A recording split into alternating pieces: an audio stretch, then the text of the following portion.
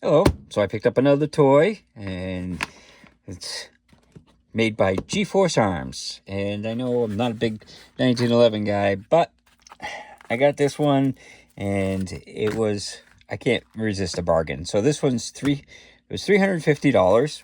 It comes with the manual and stuff.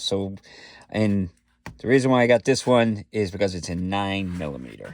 So I've got a few 45s. I got a 10mm and stuff. This is a 9mm. So in that 350, I was like, I'll get it. I'm running out of guns to look at anyhow. So it comes with two 9-round magazines. So you got one that's in the gun, and then you got this one that's in the bag here. And then what other stuff it comes with is you've got cleaning like brush things. So you got like the little patch thing, you got some brushes here, and this is like a buffing thing. So this is like a brass brush. This one's kind of a light brush, so I'm not sure. So and then you've got the lock, which I'm kind of confused because the lock just used a regular flathead screwdriver. So I don't see how that's much of a lock with a flathead screwdriver, unless in Turkey flathead screwdrivers are rare and unusual. So I don't think that's a very good lock, but that's okay. I put them in a gun safe, so I'm fine with that. And then you've got the instruction manual. And that's basically comes in the box. It's actually a really nice box. It's all like foam cut out and everything. So it's, if you don't have a carrying case, that's a really nice case to have. So now what does it got? Oh, it's got the nice Turkish wood hand grips, which those look really nice. They feel really nice and stuff. It's got the front serrations, rear serrations. It's got the little optic fiber in the front. The rear is 2-dot, but it's adjustable. So that looks like it's an adjustable for height, and then you drift it for windage. So it's kind of a typical thing. That's kind of a nice add-on. And then so let's get the basics first before we forget. So we'll start with the weight. And it's 40 ounces. So it's a pretty heavy gun. But let's see what the trigger pull is. Now, the trigger pull was kind of a weird thing when I tried it. It seems heavy, so we'll see what the actual pull is. Yeah, it's somewhere around like 8 pounds. Let's try that again. But it does feel really heavy.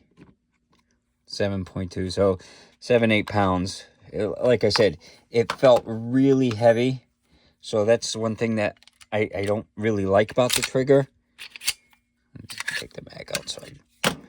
So, oh yeah, that slide rack is so light without the hammer. So when you pull the trigger, it feels real heavy, and then you kind of get to, you don't know where the wall is, and then it drops. So it seems to get super heavy, and then the reset is right there. So it's got a short reset, but it's a 1911 too. But again, it's like real heavy, the trigger, which I don't know.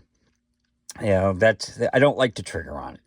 So, but yeah, if you wanted combat stuff, like military stuff, they usually have a heavier trigger. But yeah, I didn't like that. It's got the typical safety 1911. Everything about it is basically, a 1911 clone. So, and then, you get the 2 magazines. So, now I'm going to probably try out at the range. My Fire Stars, they came with the 9mm and the 40 Smith & Wesson. You could interchange the mags, and they work perfectly fine. So I get a 10mm one of these. I'll probably bring it out and see if the 10mm and the 9mm can be interchanged. So let's take it out to the range and see how it does. Hello, so we're out here today with the G-Force Arms Chronicle. It's a 1911 chambered in 9mm, and it comes with two 9-round magazines. So let's see how it does.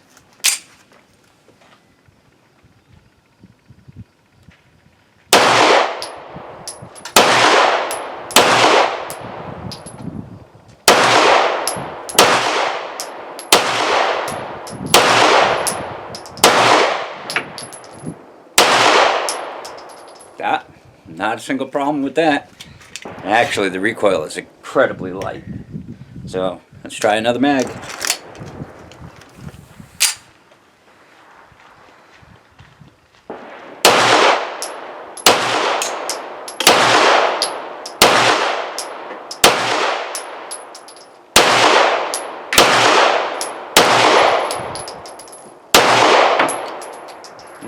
No problems.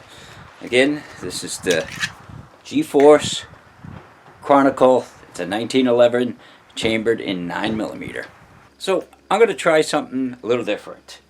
My Firestar 40 takes the 9mm mags, so I have a 10mm 1911. So I'm going to try that in this and see if it works like the Firestar does. So yeah, maybe not.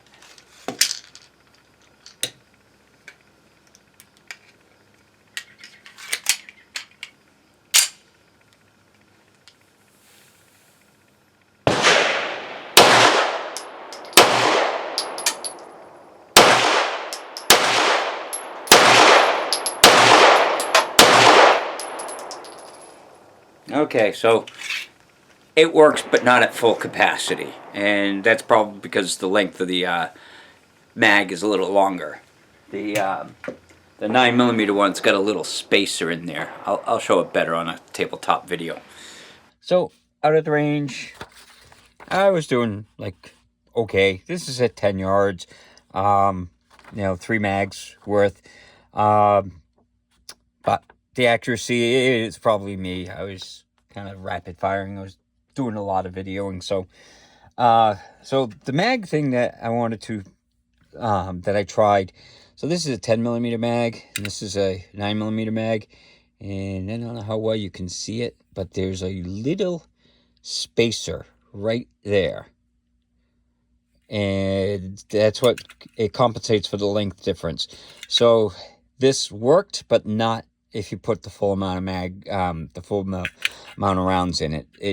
It would nosedive if you put the full, like, you know, 8 rounds into it. So, you know, it's something that if you have them, you could use them. I did it with my Firestars. So, but yeah, so this is a little bit different. They've got the little spacer there for the 9mm because their 9mm is a shorter round. So, you know, and you know, it's got the ambidextrous safeties on it and stuff. So, let's take it apart. So to take it apart, what I do is I usually, well, first make sure it's empty. Take the mag out. I always have a bad habit of doing that, leaving the mag in. But so take the mag out. I put it on safe, so that way I can push this down and then flip that over. And it's 9mm, so the spring tension is not that bad. So, and then that, what you do from here is you've got to take the safety off. You got to bring this back, and this is where it always has, like, I have a problem getting it to go back into the right position. So, because you got to line up the little notch there with that, and it's not sliding back. So sometimes it's just a weird thing that it doesn't, when you take the spring out, it doesn't align right. Come on.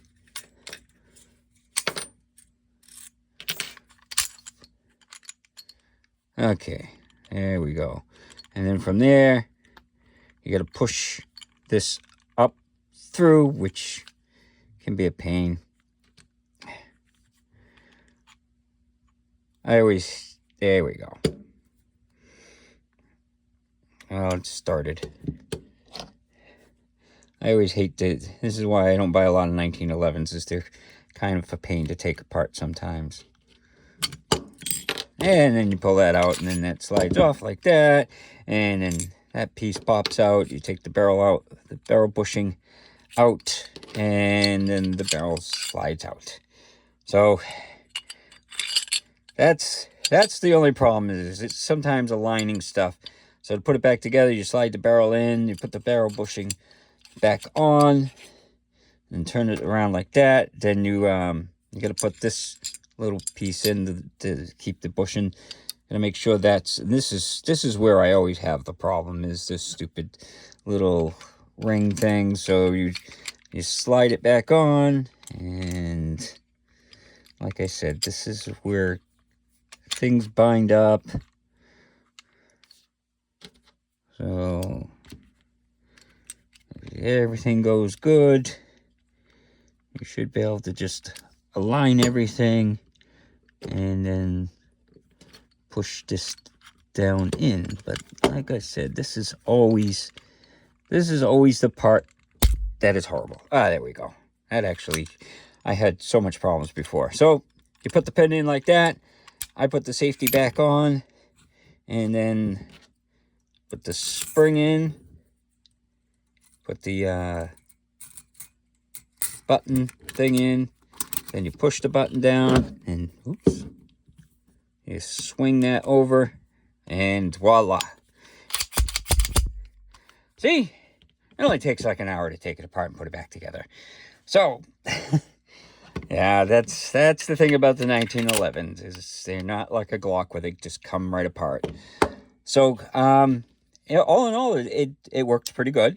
Now I have to say, I had some hollow points, and it did not feed the hollow points at all. I could not get those things to go in there. So it does the typical, it nosedives into the ramp. So when, it goes forward, the round, when it picks it up, it nosedives, and the hollow point was enough to cause it to not go up the ramp. Full metal jacket, they work great. I didn't have any problems with the full metal jacket stuff, but the hollow points would not feed. And that was just one that I used, but it was a pretty rounded nosed hollow point. So it should have fed, but oh well. But, if you're just using the full metal jacket and stuff, it worked great. So I guess it depends. And then, I didn't polish the ramp or anything. That may help if you polish the feed ramp.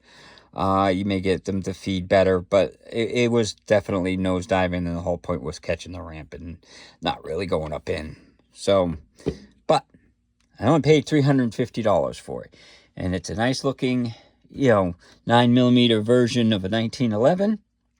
So if you're looking for something with, super low recoil, this thing doesn't kick at all. It's so heavy, and with the 9mm, it didn't kick at all. And the pulling the slide back, it was that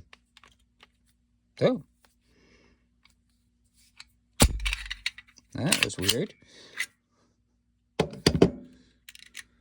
Oh, that was kind of a weird thing that happened with the mag. Let's try that again. Okay, that was just weird. But so pulling the slide back, this thing, if you've got problems with recoil, or hand strength, this without the hammer down, with the hammer down, you're fighting against the hammer, so it's a lot heavier. But you pull the hammer back, this is so easy to rack. So if if you don't like the 45 because it's too heavy to rack, then get a 9mm, and it's definitely this is like nothing to rack. So someone that's 80 years old could probably rack this. It's so lightweight. So, but that was my take on it. I do like it. I do love the wood grips on it. Are really nice looking. So there's not a whole lot of serrations, but it's a typical 1911. So you got some textures on the side and everything, but it didn't kick enough to even worry about it. It's really a light shooter. So that's the G-Force Arms Chronicle, as you can see there. And it's a nice gun. It's a Turkish-made gun, but, you know, that's why you get a good deal on it, is because it's, you know, made in Turkey. But hopefully you enjoyed the video, and hopefully you have a good day.